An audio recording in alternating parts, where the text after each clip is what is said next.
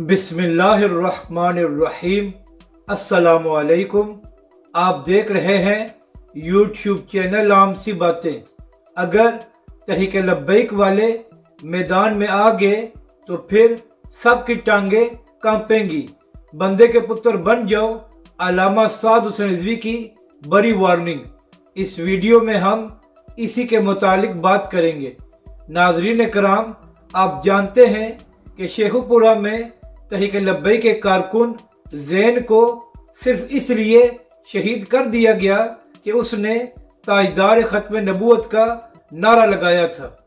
लेकिन यहाँ पर अफसोस की बात यह है कि पुलिस ने अपने बयान में यह कहा कि दो ग्रोहों में लड़ाई हुई है, जिसकी वजह से ज़ैन अपनी जान से गया है और इस सारे मामले को मजहबी रंग न दिया जाए।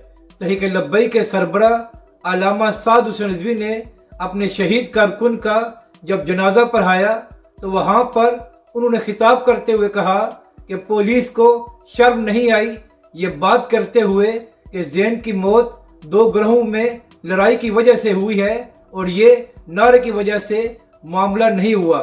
तहरीक लब्बैक के सरबराह ने कहा कि अभी तो हमारे कारकुन का खून भी ताज़ा है और इन लोगों ने अभी से झूठ बोलना शुरू कर दिए हैं।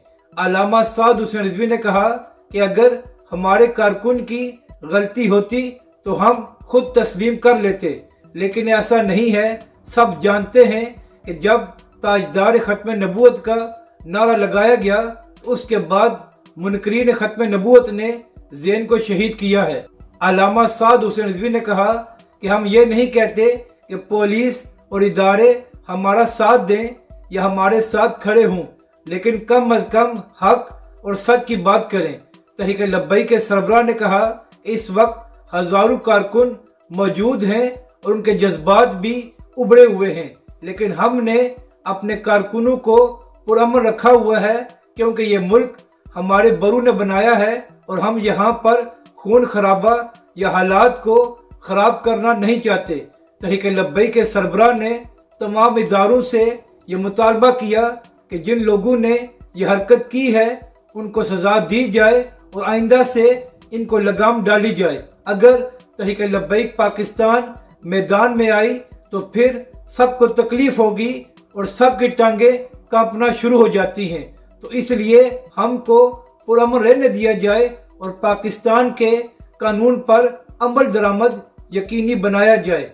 अपनी राय का ज़रूर इजहार करें कि आपको ये वीडियो कैसी लगी और हमारे इस चैनल को भी सब्सक्राइब करें।